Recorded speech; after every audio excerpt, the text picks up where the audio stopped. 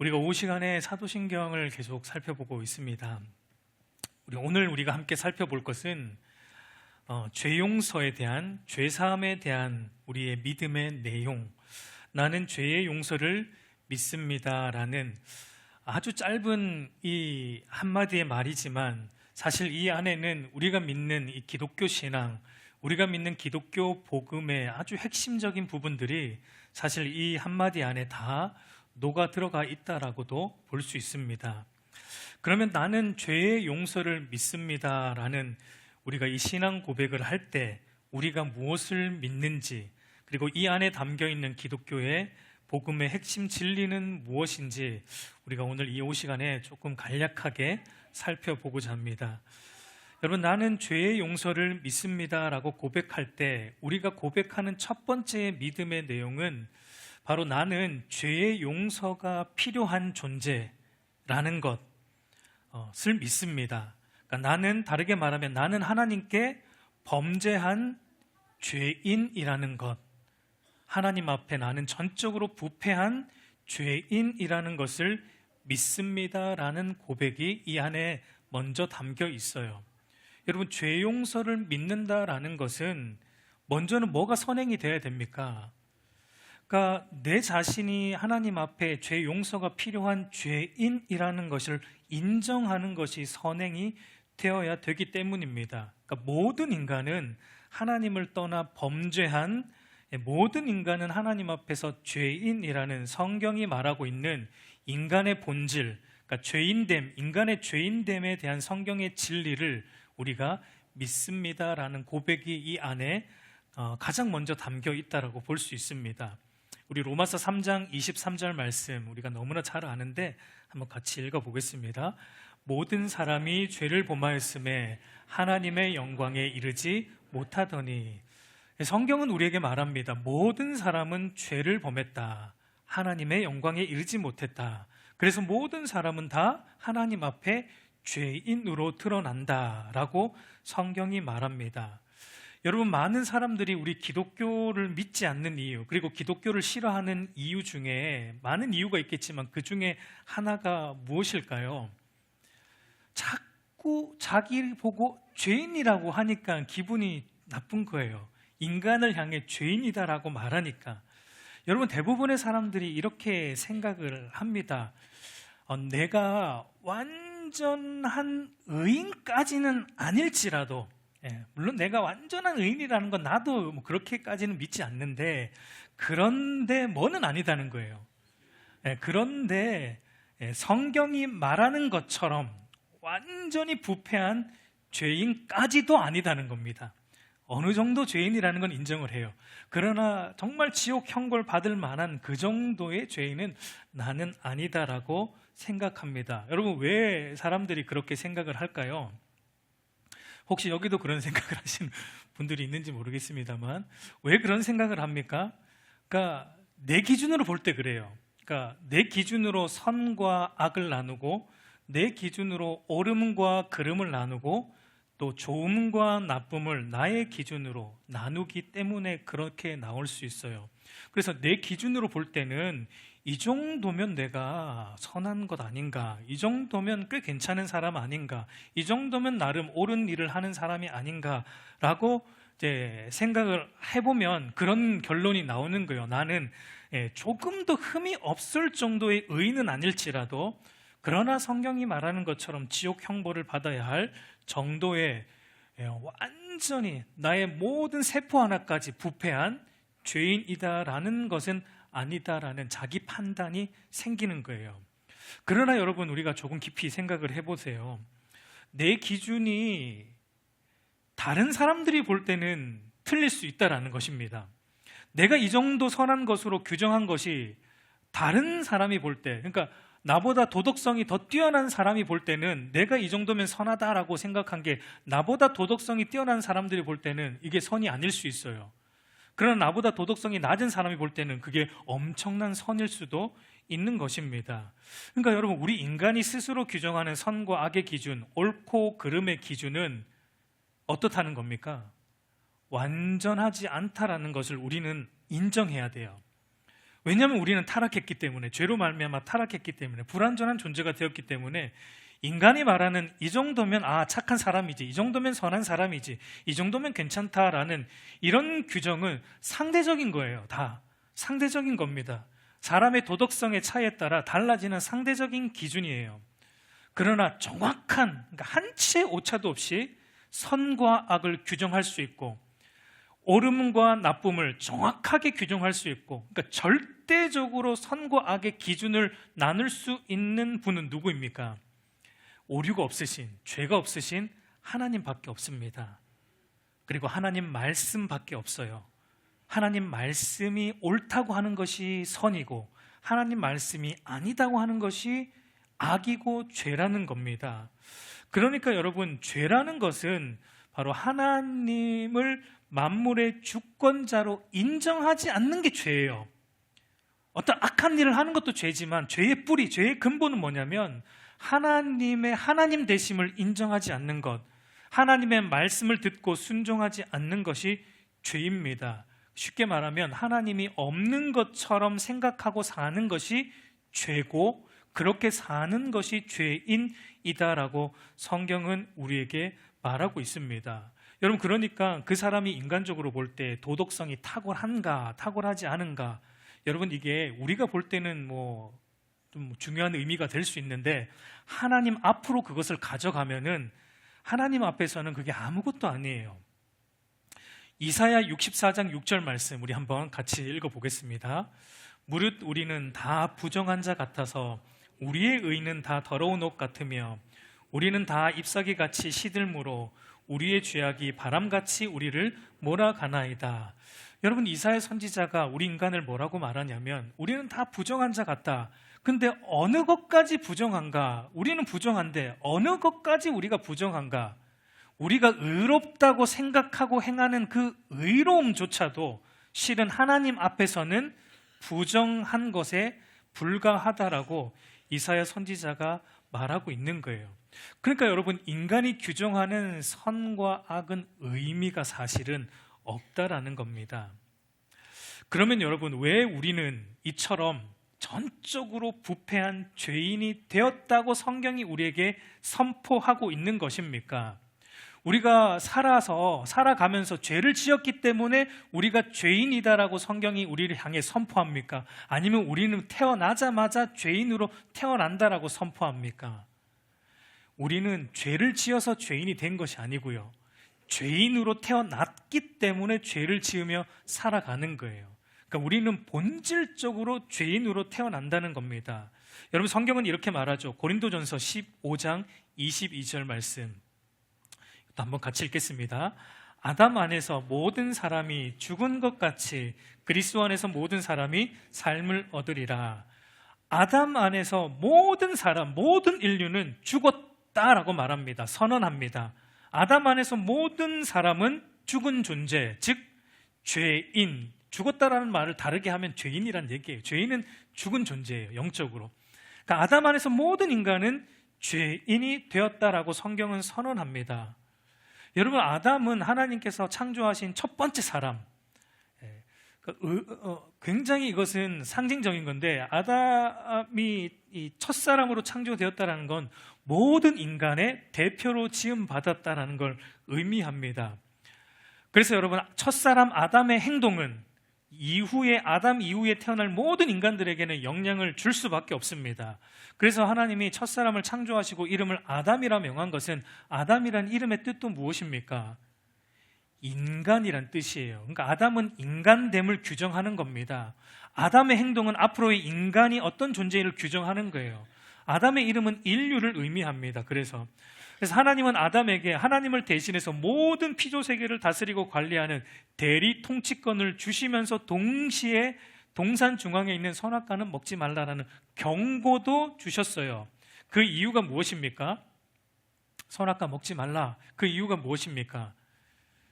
누가 진짜 통치자인가를 의미하는 거예요. 누가 이 땅의 진짜 주인인가, 누가 진짜 통치자인지 기억하라라는 겁니다. 창조주 하나님만이 선과 악, 옳고 그름의 절대적인 기준이 되시고, 창조주 하나님의 말씀을 듣고 순종하는 것이 인간이 인간답게 살아가는 인간의 본분이고, 하나님의 말씀에 순종하는 것이 인간이 행복을 누리는 비결이라는 것이 선악과를 통해 하나님은 말씀해 주고 있었던 거예요. 그런데 여러분, 우리가 잘 알지만 첫사람 아담의 선택은 바로 그 선악과를 먹는 것, 그러니까 자기가 선과 악의 주체자가 되겠다는 것, 스스로 하나님 되어서 내가 주인 되어서 내가 옳은 것 내 마음대로 하고 내가 하기 싫은 건 내가 안 하는, 그러니까 자기가 인생의 주인 되는 그 선택을 아담이 한 것입니다.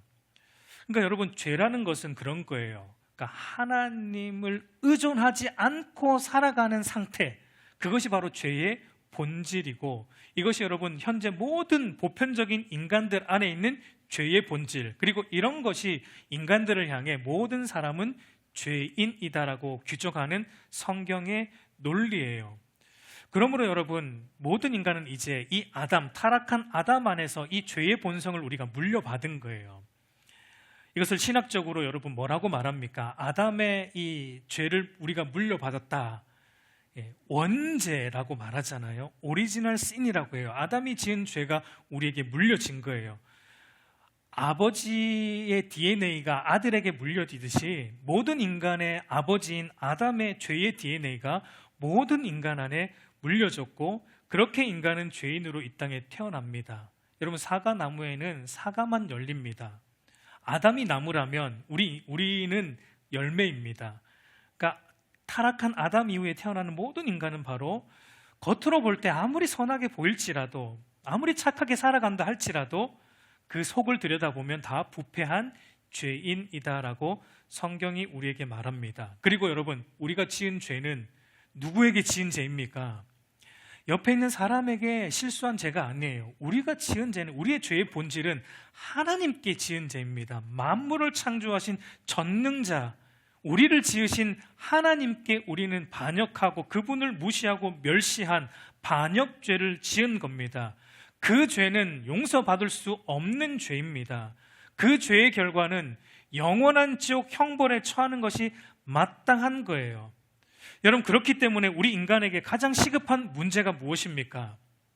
이걸 깨닫는 겁니다. 내가 하나님과 상관없이 살았던 죄인이다라는 것, 그리고 그 죄의 결과는 영원한 지옥 형벌에 처하게 되는 것이 마땅하다는 것, 나의 죄인됨과 나의 죄로 인한 이 비참함을 깨닫는 것이 오늘 우리에게 가장 중요한 문제라는 겁니다.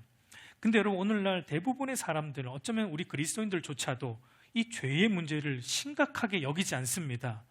죄의 문제를 심각하게 받아들이지 않아요. 그저 무엇을 더 중요하게 여깁니까?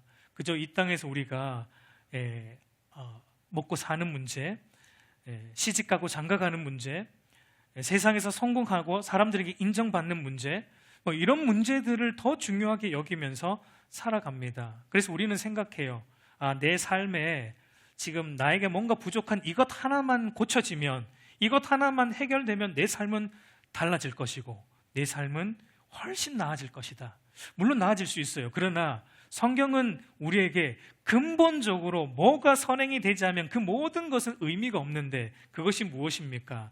내가 하나님을 향하여 의존하며 살던 곳에서 돌아서서 나 자신을 의존하며 사는 이 죄의 문제를 시급하게 깨닫지 못하고는 우리는 여전히 무엇을 하더라도 불행의 자리에 머물러 있다라고 성경은 우리에게 말하고 있습니다. 그러므로 여러분, 오늘 우리에게도, 구원받은 우리에게도 마찬가지예요. 시급한 것은 내가 여전히 하나님을 의존하지 않고 살아가고 있는 죄인이라는 것을 깨닫는 것입니다. 그리고 그 죄의 결과로 영원한 지옥 형벌에 처하게 되는 것이 사실은 나의 마땅한, 내가 받아야 될 결과라는 것을 깨닫는 거예요. 그래서 무엇보다 내가 무엇이 필요하다는 걸 느껴야 됩니까? 죄의 용서가 나에게는 무엇보다, 다른 어떤 것보다, 하나님이 나의 사업을 성공시켜 주는 것보다, 하나님이 나를 하여금 좋은 학교 들어가게 해주는 것보다 나에게 가장 필요한 것은 죄 사함 받는 것, 죄 용서 받는 것임을 여러분 깨닫는 것이 첫 번째예요.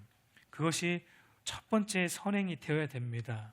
여러분, 그러면 나의 죄인됨과 이 지옥 형벌에 대한 엄청난 사실을 보고 나면, 그것을 깨닫고 나면 그 다음 우리는 어떻게 됩니까? 바로 나의 죄와 이 죄의 결과인 지옥 형벌에서 건져주실 분은 오직 예수 그리스도 한 분밖에 없다라는 것을 보게 돼요. 그것이 나는 죄의 용서를 믿습니다라가 의미하는 두 번째 믿음의 고백입니다. 예수 그리스도의 속량을 통한 죄 사함을 우리가 믿는 것입니다. 우리 오늘 읽은 에베소서 1장 7절을 보면 우리는 그리스도 안에서 그의 은혜의 풍성함을 따라 그의 피로 말미암아 속량 곧 죄 사함을 받았느니라. 그리고 이사야 53장 5절 말씀, 우리 한번 이거 같이 읽어보도록 하겠습니다. 그가 찔림은 우리의 허물 때문이요 우리가 평안을 누리고 그가 채찍에 맞음으로 나음을 받았도다.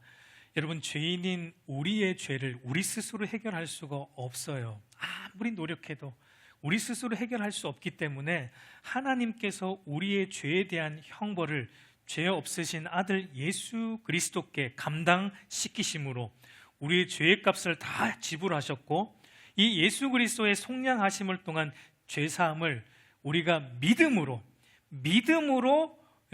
우리를 향하여 죄 없이 여겨주시고 의롭다고 칭하여 주신다는 이 복음의 진리를 믿는 것입니다.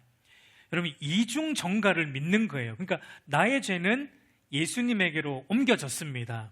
그리고 나의 죄가 예수님께 옮겨져서 그분이 십자가에 죽으실 때 나의 모든 죄가 도말되었음을 우리가 믿습니다라고 고백하는 거예요. 나의 과거, 현재, 미래의 죄까지 우리의 모든 죄는 예수님의 십자가에서 도말되었다라는 사실을 우리는 믿고 죄로부터 자유함을 얻은 것을 고백하는 거예요.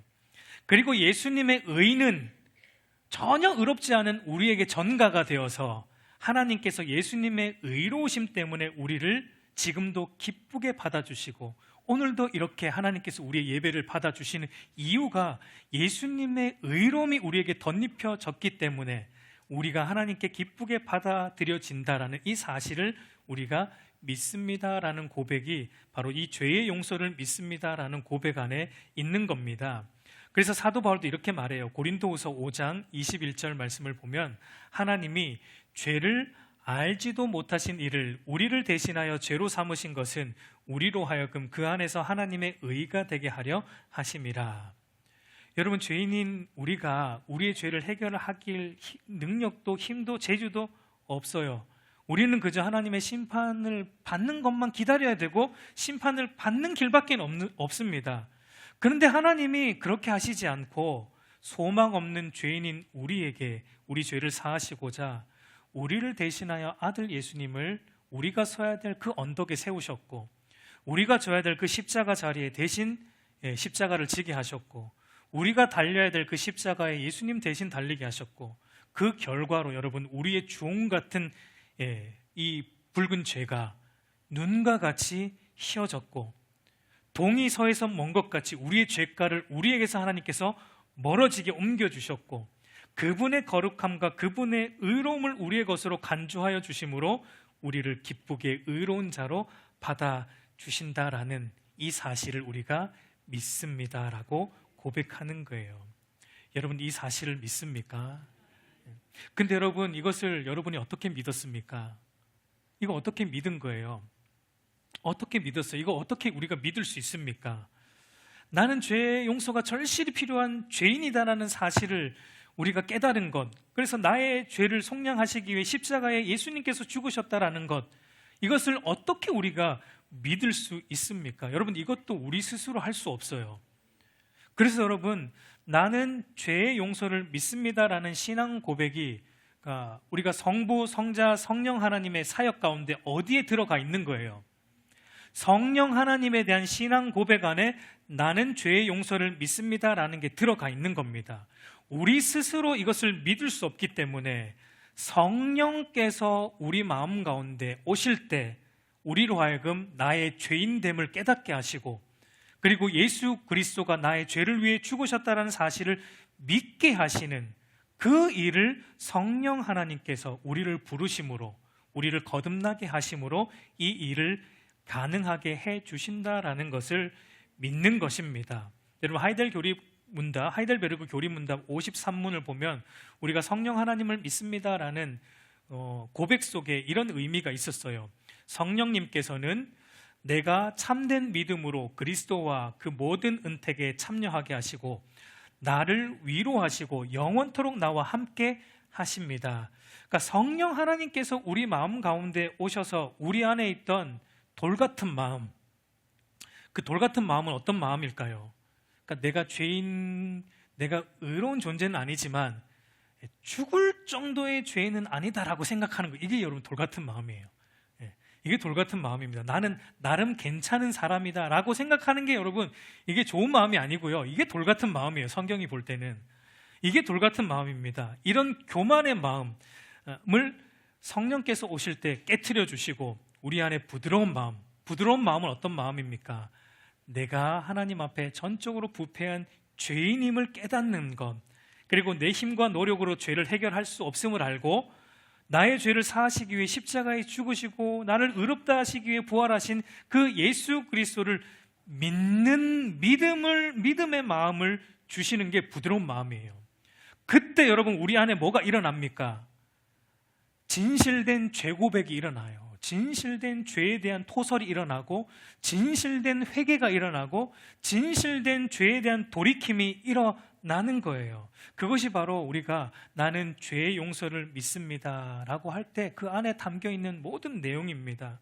그러니까 여러분, 나는 죄의 용서를 믿습니다 라는 것의 세 번째 의미는 이런 겁니다. 그러니까 죄사함의 은총은 나의 노력과 행함으로 되는 것이 아니라 순전히 성령 하나님의 믿음 주심과 성령 하나님의 거듭나게 하시는 은혜를 통해 우리가 누리게 된다는 것을 믿습니다라는 내용입니다. 그러니까 죄사함은 나의 행함이 아닌 오직 하나님의 은혜로만 된다라는 것을 믿습니다라고 고백하는 거예요. 여러분, 바울이 다윗의 시편 32편을 인용해서 이렇게 말을 합니다. 로마서 4장 5절 8절 우리 한번 다 같이 읽어보겠습니다.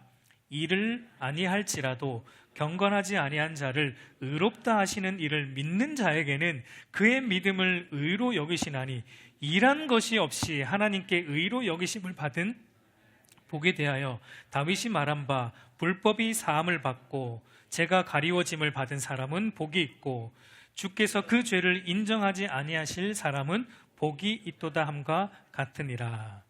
여러분, 여기 보면 일하지 않은 자 바울이 강조합니다. 다윗이 또 얘기했어요.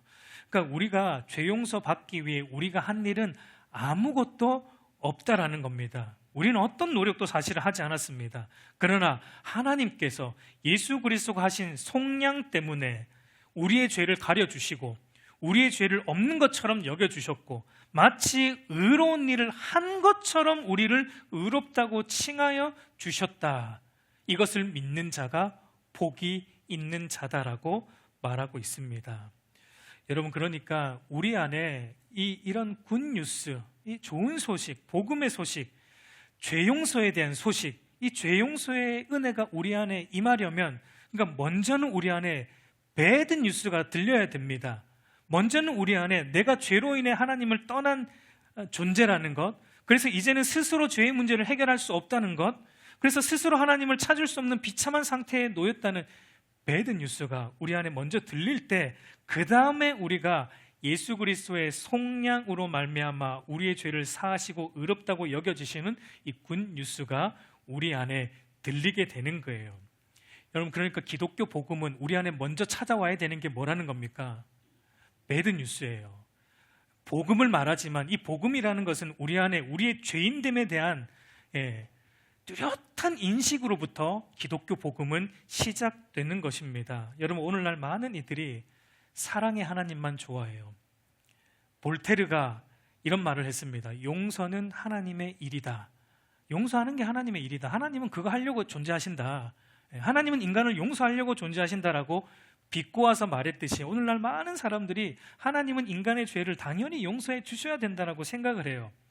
하나님은 그런 분이니까, 하나님은 무조건 용서해 주시는 마음씨 넓은 할아버지 같은 하나님으로 오늘 모든 이들이 생각하고자 합니다.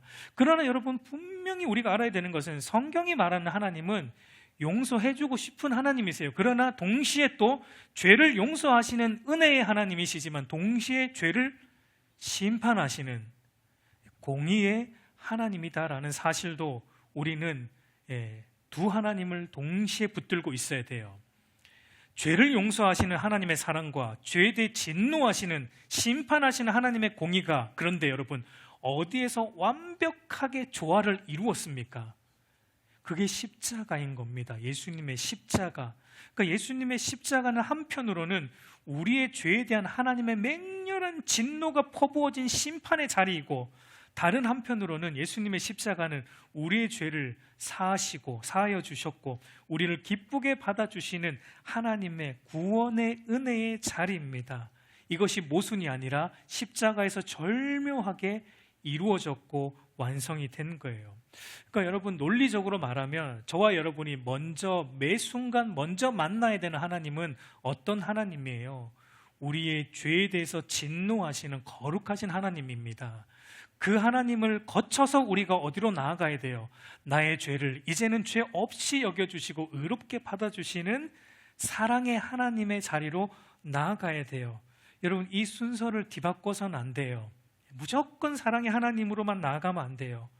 우리의 죄에 대한 애통함이 있어야 됩니다. 우리가 죄 용서를 받았죠. 그러나 여전히 우리는 죄인이기 때문에 우리가 주님 앞에 이렇게 예배하러 나오는 매 순간마다 우리 안에는 죄에 대한 애통함, 죄에 대한 뚜렷한 인식, 그 죄의 형벌에 대한 그 비참함에 대한 인식이 우리 안에 여러분 있어야 됩니다. 여러분, 예수 믿었다고 그게 사라지는 게 아니에요. 물론 자유하지만 그 인식은 우리가 가지고 있어야 돼요. 그래서 날마다 애통함으로, 상한 마음으로 주님 앞에 나아갈 때 주님께서 우리를 기쁘게 받아주시는 거예요. 그래서 여러분, 다윗도 그러지 않아요? 다윗도 그러지 않았습니까? 주님께서 기뻐하는 마음은 상한 마음이다라고 하잖아요. 저와 여러분 안에 그런 거룩하신 하나님에 대한 뚜렷한 인식과 그 사랑의 하나님에 대한 그 두 가지를 동시에 균형 있게 붙들고 있는 은혜가 있기를 소망합니다. 그러면 이제 마지막으로 이 죄 용서의 은혜를 받은 신자가 어떻게 살아가는가, 간단하게 세 가지만 말씀드리고 오늘 마치고자 합니다. 여러분, 첫 번째, 우리가 죄 용서의 은혜를 받은 이 감격에 있는 신자는 어떻게 사냐면 구원에 대한 감사로 살아가게 돼요. 매 순간 죄의 삭신 사망 권세와 영원한 지옥 형벌에서 건져주신 이 죄 용서의 은혜, 그러니까 하나님과 인격적인 교제할 수 있는 하나님 나라의 복을 진정으로 받은 신자라면 사도 바울이 말한 것처럼 범사에 감사하라. 그러니까 매 순간 우리는 이 구원 때문에 감사할 수 있어요. 하나님이 나의 어떤 문제를 해결해 주셔서 감사할 수도 있죠. 그러니까 그게 감사의 주 조건이 아니라 우리가 매 순간 우리의 삶은 어려워도, 우리가 어쩌면 고난 중에 있어도 우리가 왜 감사할 수 있는가? 구원의 은혜 때문에, 죄 용서의 은혜 때문에 우리는 범사에 감사하며 살아갈 수 있다라는 거예요.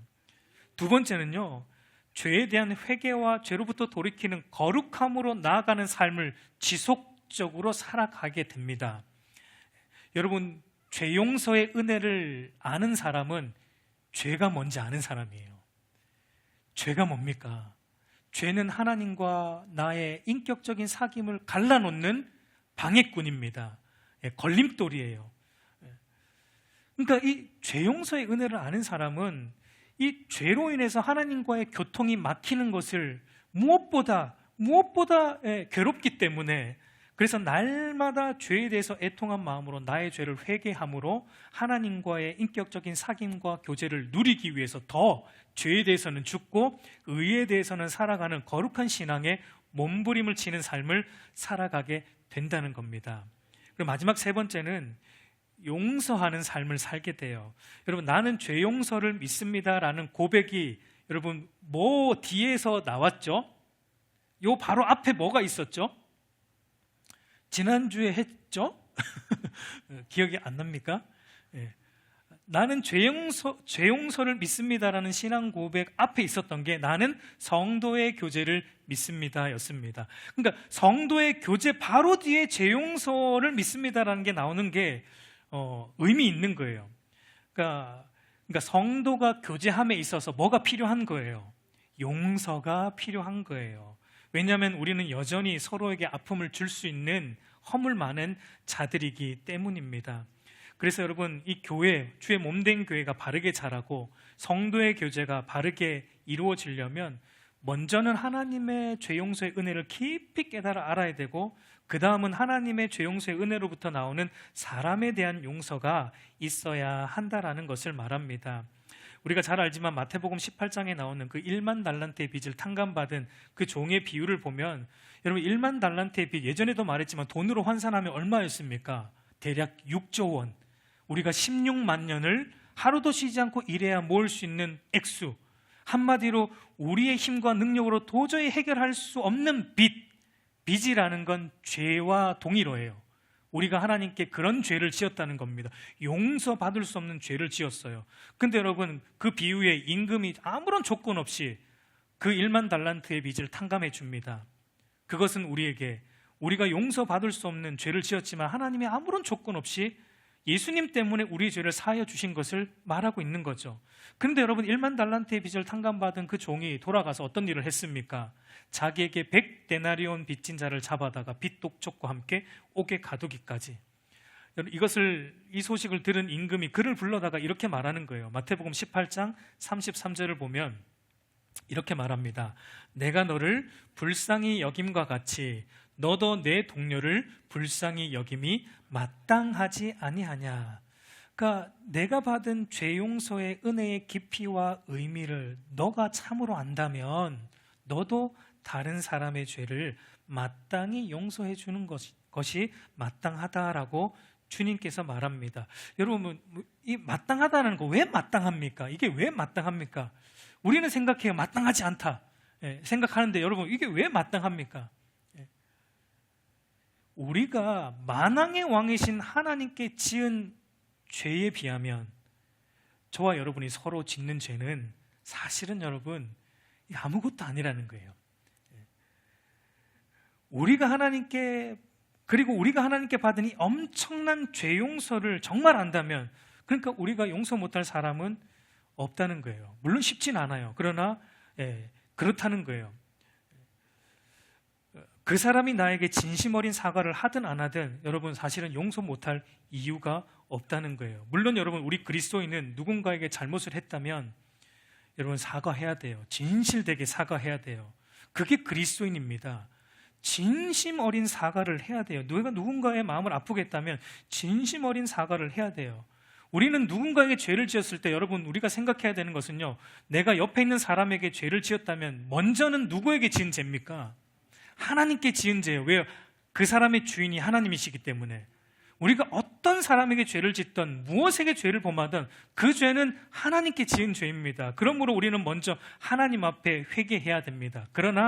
그리고 죄를 지은 당사자에게도, 잘못을 한 당사자에게도 우리 그리스도인은 진심 어린 용서를 구해야 마땅한 겁니다. 우리 사랑하는 성도 여러분, 이제 말씀을 맺겠습니다.